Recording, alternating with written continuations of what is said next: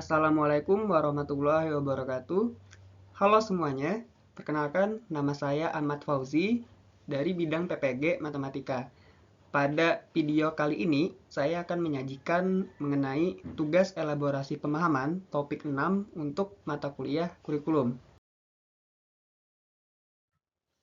Nah, adapun yang akan dibahas pada video kali ini yaitu mengenai ulasan dari saya untuk materi yang sudah disampaikan oleh kelompok 1. Nah, baik, langsung saja. Nah, untuk sumber literasi yang sudah saya dapatkan, ini saya kutip dari penelitian Supriyadi pada tahun 2000, bahwa buku merupakan sarana belajar yang paling memasyarakat. Buku sekolah, khususnya buku pelajaran, merupakan media instruksional yang dominan peranannya, entah itu di kelas, dan bagian sentral dalam suatu sistem pendidikan. Buku sekolah menduduki peran sentral pada semua tingkat pendidikan karena buku merupakan alat yang penting untuk menyampaikan materi kurikulum. Buku juga merupakan salah satu media yang digunakan guru dalam pembelajaran. Nah, jadi ini saya peroleh dari penelitian Supriyadi. Ini sudah saya cantumin untuk sumbernya.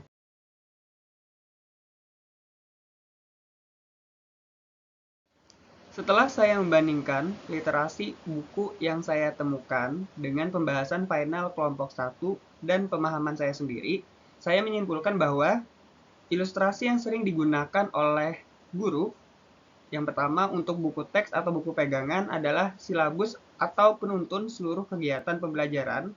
Tidak ada tujuan eksplisit di luar buku teks yang digunakan. Yang kedua, penilaian terdiri dari tes pengetahuan, sikap, dan keterampilan yang ada pada buku pegangan dan mungkin terpisah namun masih terkait erat konten buku teks. Yang ketiga, buku teks digunakan untuk mengungkap, menyoroti, dan mengeksplorasi pertanyaan-pertanyaan penting dan tantangan keilmuan yang mendukung kinerja inti dalam subjek. Yang ketiga, teks dibaca dan dimanfaatkan berdasarkan urutan penomorannya. Yang terakhir, buku teks ini adalah salah satu sumber daya dan rujukan di antara banyak sumber belajar. Setelah saya membandingkan literasi buku yang saya temukan dengan pembahasan final kelompok 1, saya menyimpulkan bahwa ilustrasi yang cocok dengan peserta didik kekinian, yang pertama, buku teks atau buku pegangan berfungsi sebagai salah satu sumber daya rujukan untuk dikaji sebagai landasan desain pembelajaran dengan tujuan yang spesifik dan hasil pembelajaran.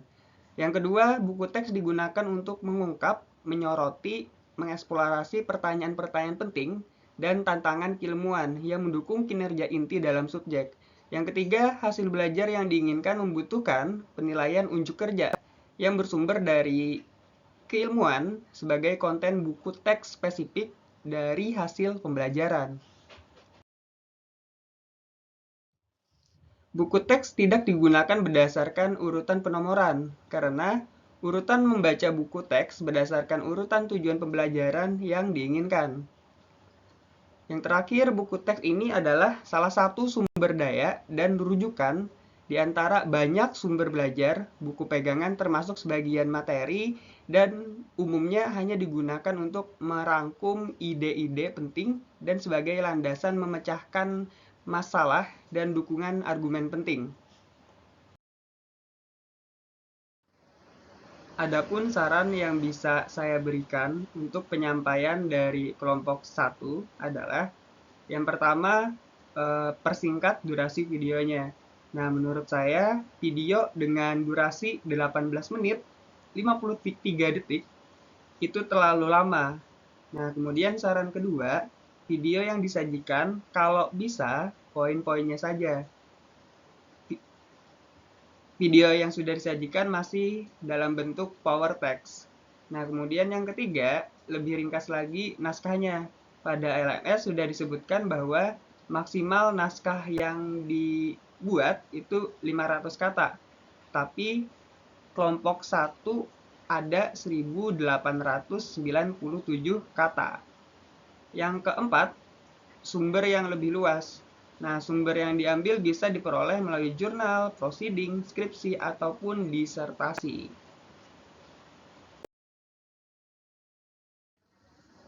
Demikian ulasan dari saya untuk penyampaian materi dari kelompok 1.